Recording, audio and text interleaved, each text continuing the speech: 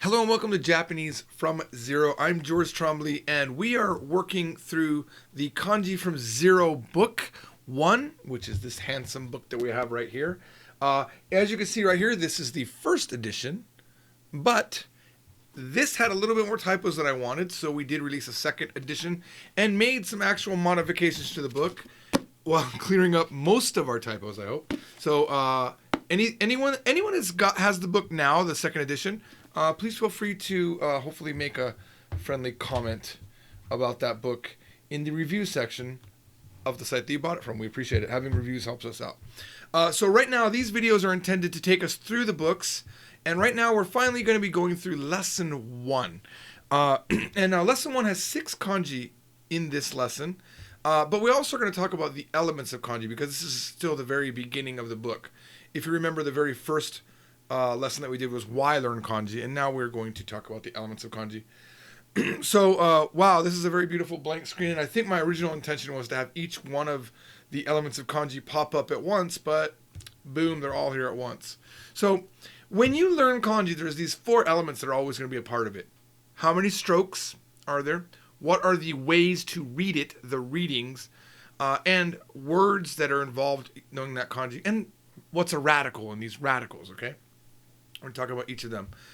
It's important to note that you can look up a kanji. If you have a kanji book, even our book lets you do it. In the back of kanji books, any kanji book, if it's a good book, all Japanese books certainly have it that teach kanji. You can look up based on the stroke count. So let's say you don't know how it's read at all. You don't understand what the radical is, but you've counted how many lines. That's what a stroke is. It's called a stroke because it used to be written with a pen, right? I mean with a brush. So you can count how many lines are and then go to the back of the book and look through all 3-stroke kanji in that book, or all 4-stroke or 5-stroke. And sometimes the secret is you might be off on 1 stroke. So you look above and below just to be sure. Because sometimes they'll have a stroke that goes like this and it's counted as 1 stroke, but you might think it's 1 line and then down 2 lines. But typically when you do something like this, it's a 1-liner, but a lot of people don't know that when they're learning. So always look above and below how many strokes you thought it was, and most of the times you'll find the kanji. And it's kind of that's a visual way to search. You can also, if you know any of the readings of the kanji, like let's say that you saw a kanji and you knew it was read, you knew one word that had it in, the word was like ongaku, and you're like, I know it's on, but I need to know more about this kanji. So you go back and you can look in it's not alphabetical order. It's called the Goju On order. Okay, that's the 50 sound order. That's a, I, u, e, o, ka, ki, ku, ke, ko order. Okay, so you go up and you find on, and there'll be a lot of kanji that can be read as on, not just that particular kanji. And then it'll tell you what page it's on. Okay, and then you can go to that page and you can look at the information for that kanji. You can also search by radical. Now, we don't cover, actually we cover quite a bit of radicals actually in this book, but it's not, what we don't do is say, now we're going to learn all these radicals and teach you radicals. We only introduce radicals in the Kanji from Zero series when you have a kanji that uses that radical. Some books like to say, these are the radicals. But the part about what we're doing in this particular book is, the first 80 kanji, almost none of them, I don't think any of them have a radical, okay? Except for maybe 1 or 2. They are the radicals.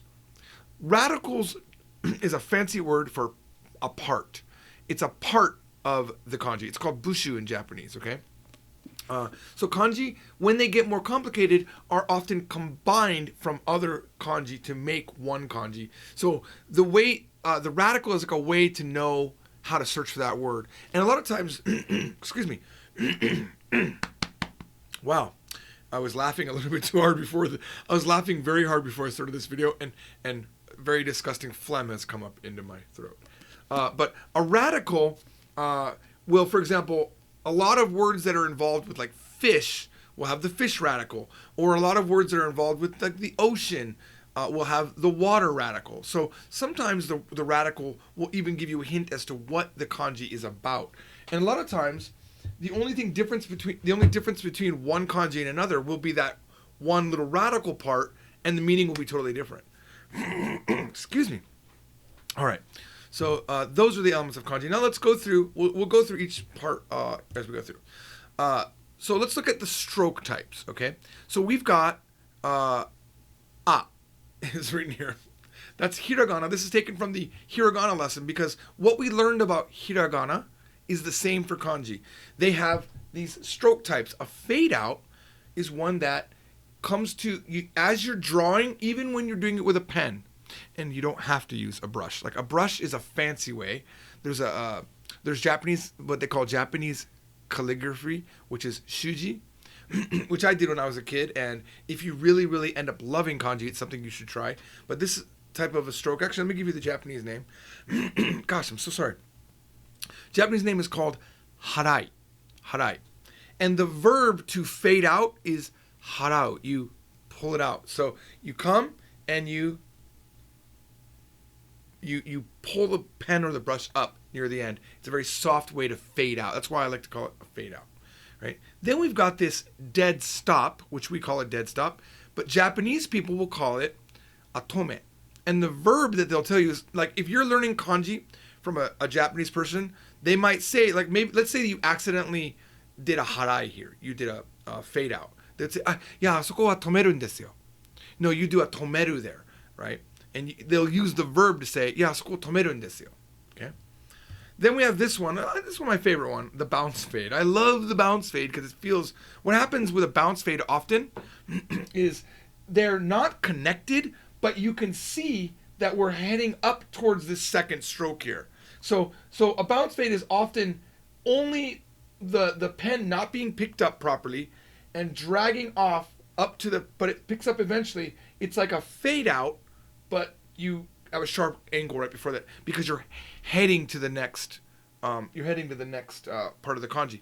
A lot of times a fade out, not the bounce fade, will be the last stroke, okay? And the bounce fade tends to be like in the middle going towards another stroke. And this is called hane. And the verb is haneru. Hane literally means to jump. So like a rabbit can haneru. They also tobu, which is fly and jump, but haneru is actually, haneru is like you hit it and you reflect off of, actually. So like you bounce off, like you bounce. All right, so now we're going to go through. Oh my gosh, am I going to have to redo this video because of disgusting phlegm? I hope not. I feel like we've got you know what? We're doing good. We're going to be okay. So let's look at the first kanji. So in the book, the kanji will appear like this. And we have kept the kanji intact. A lot of books like to show, what they do is they split the kanji up. If there's multiple strokes, they'll show first stroke, then another box will show second stroke, and then third, and then fourth. I'm not a fan of that method because you have to keep moving your eye, but what you're drawing is in one spot. So it's very disconcerting to me when I learned it that way. So what I like to do is like to see the entire order and look for the numbers, and I follow it with my eye, and I don't feel like I have to move my pen to follow the strokes. So this is the kanji 1, okay? It means 1. Oh, I should have put the meaning, but I'll just tell you. It means 1, like the number 1. And these are the readings of the kanji. So what we will see typically, now we're going to talk about readings, we will see 2 types of readings. Onyomi and kunyomi. Now let's talk about that for a second.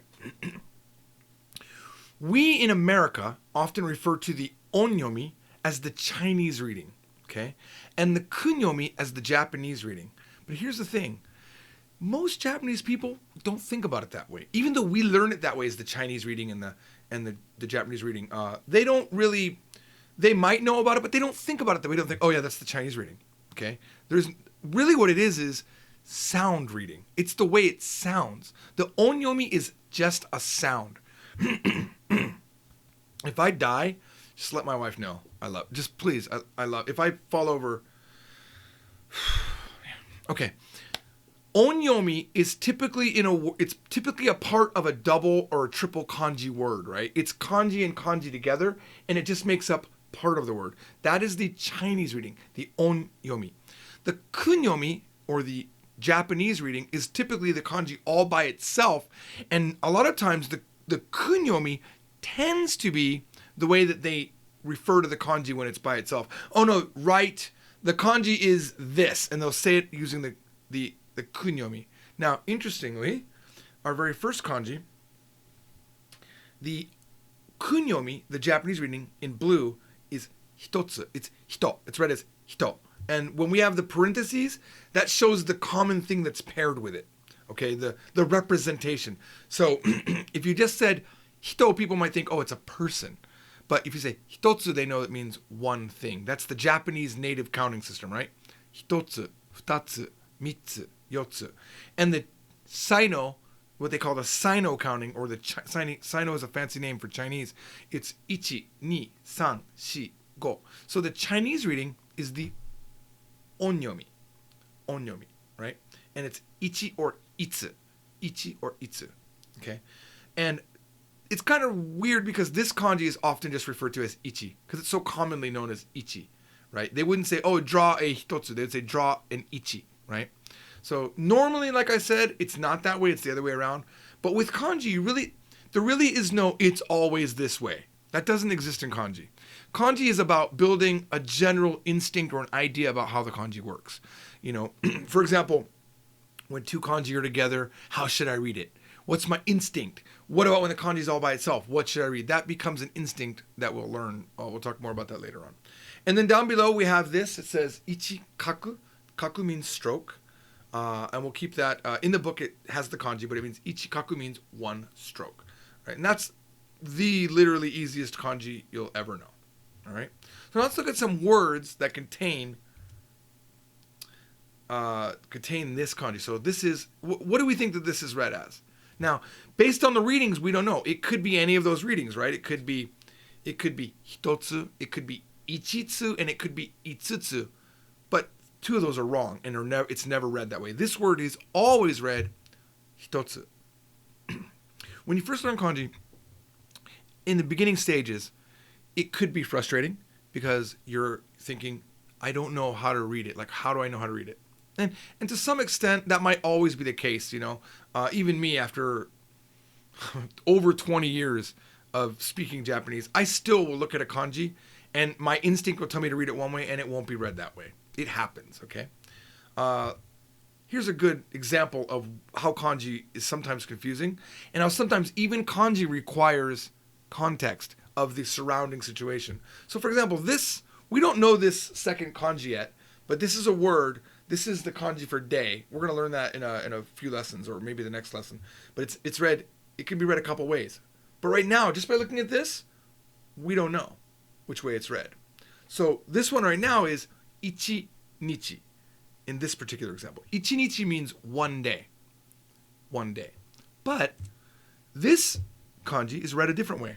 It's read tsuitachi, which means the first day of the month.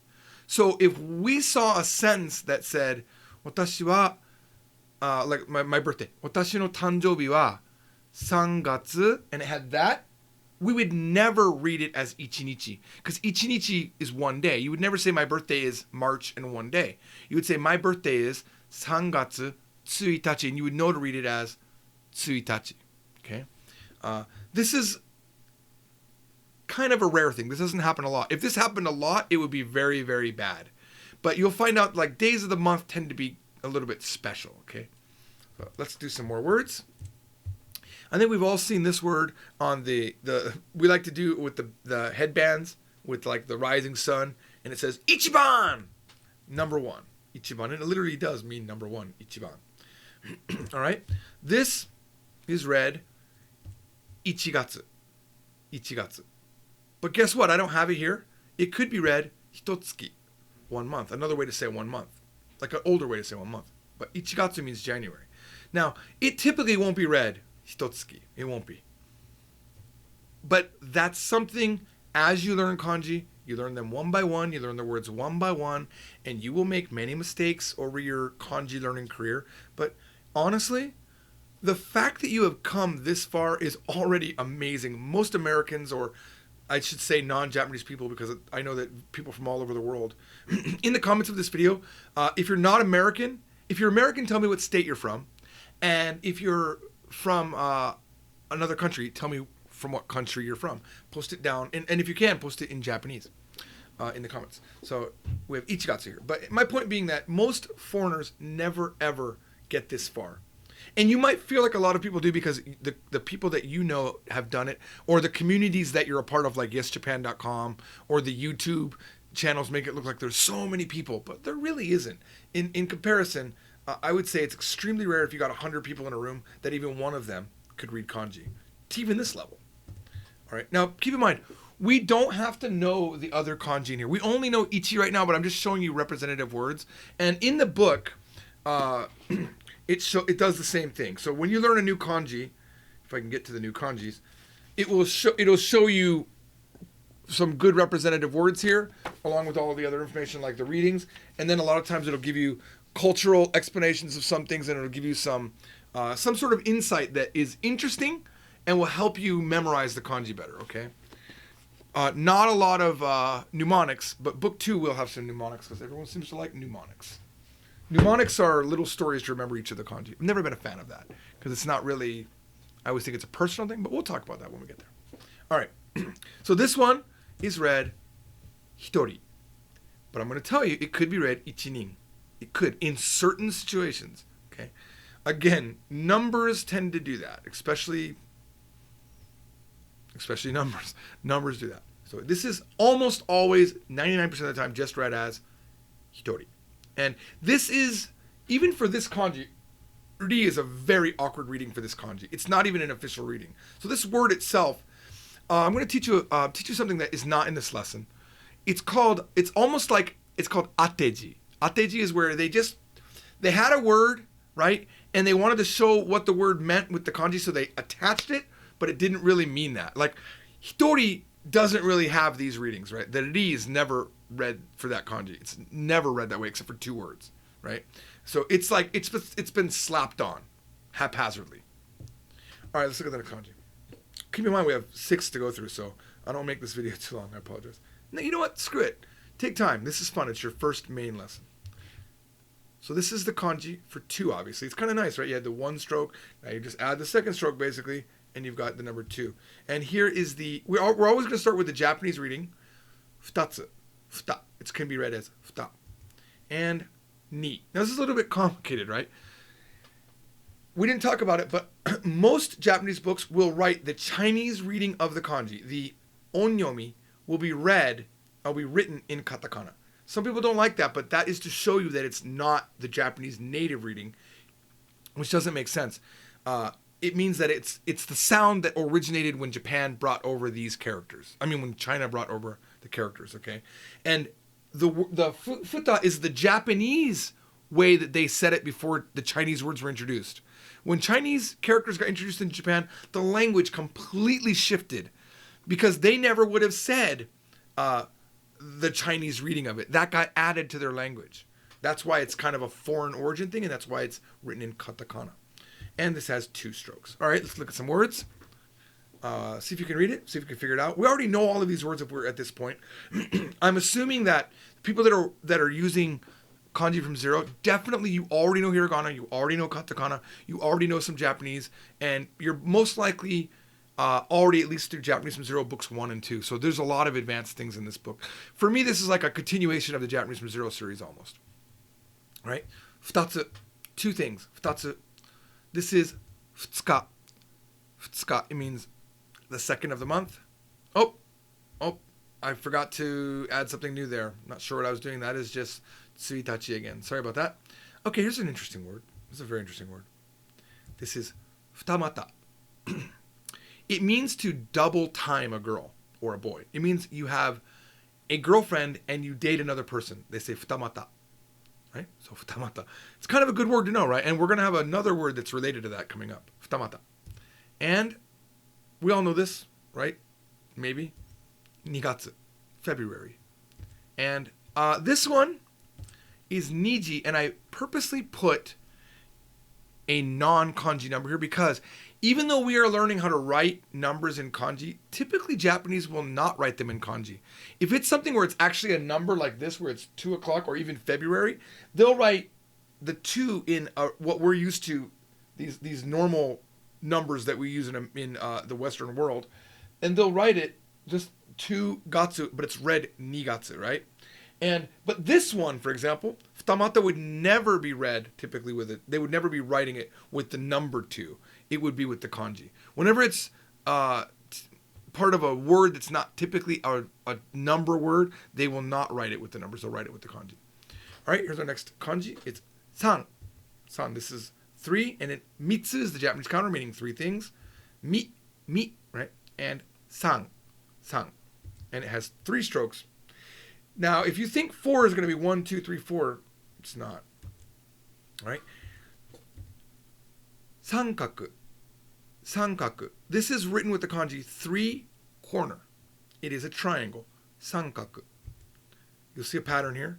The 3rd day of the month. Mikka. Mikka. Now, this one is sankyaku. Sankyaku means a tripod. Like, for example, the camera is on a tripod. It's written with 3 and the kanji for leg. Now, in Japanese from 0, we learned the word ashi, right? And ashi can mean foot, like the foot with your toes on it, and leg, the long thing that your foot's connected to. Both are read ashi. They're both ashi. The thing is, they have different kanji. This kanji is the kanji for leg. It's also read kyaku.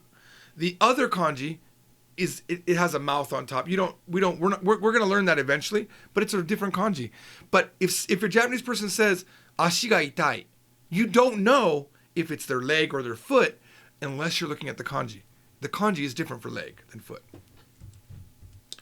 All right, now this is a fun one. So we learned futamata, and this is sammata. I had never seen sammata until the other day. Someone in the Japanese chat, in our Discord chat room, I'm not sure if that exists in this video anymore, but as of the making of this video, we have a chat room, and it's run by Discord, and we've had, throughout all of the years of the company, this is probably like the 6th or 7th version of our chat room, so it changes from time to time.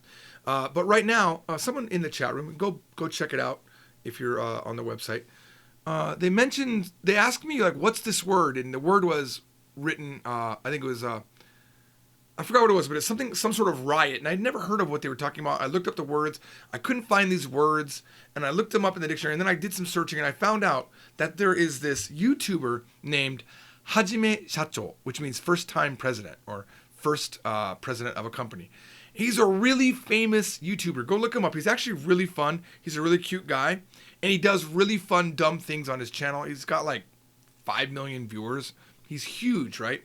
But he got caught cheating on a girl. And remember that we had futamata, which means double timing. This is triple timing. He had a girlfriend and apparently was dating 2 other girls. And he even made like a whole apology video dressed up in a suit. And if you go there right now, I don't know if it's still up there anymore, but it was up there as of a few days ago. And he's like apologizing in the very traditional Japanese way. But really funny guy. He's done things like attach Mentos to his body with tape and then jump into a tub full of Coca-Cola to see what would happen. Fun things like that on his channel. And the thing is, he's speaking Japanese the whole time. It's really fun to watch. All right, so that's, excuse me, that's your word. Sammata. I didn't know that word until the other day. Here's your other kanji. It's yon. Yon. This is 4, right? And here's the fun thing about yon. Let's look at it. It can be, the kunyomi is yon or yo. Yo, the tsu, remember, anything in the parentheses is like a helper to let you know what it comes from. And that's very common. Even Japanese books will do this. Okay, and it can also be read as shi, right? So remember, when we count, it can go 1, 2, 3, 4 or 1, 2, 3, 4. Both of those are legit. Here's what I like about 4. 1, 2, 3, 4, 5. What? The number 4 has 5 strokes. That's weird, right? It's really weird because the number 5 has 5 strokes. I mean 4. Sorry. I screwed it up. So 4 has 5 strokes, 5 has 4 strokes. So this is 5, it's itsutsu. Itsutsu, right? 5 things. We don't have words. I'm just going through the last 3. I think you get the because I'm just going to be doing itsuka, like the 5th day of the month, or gogatsu. These are things that we already know. So I'm not going to show words for everything. This has 4 strokes. Actually, we do have some words. I take that back. So let's look at this one. This is 5 分. 5 分. 5 minutes. It's written with the kanji for 5 and division. 5 divisions is 5 minutes. That secondary kanji, you don't have to remember it. This is just trivia right now. It also means to divide. I'm sorry, I just said that. It also means portion. So it can also mean 5 portions, right? And itsuka. Itsuka, 5 days, the fifth day of the month. Itsuka, the fifth day of the month. And this is a very important one. And again, I'm showing you that even though we just learned that kanji, if you go to the train stations in Japan, this is how they'll write Goban deguchi.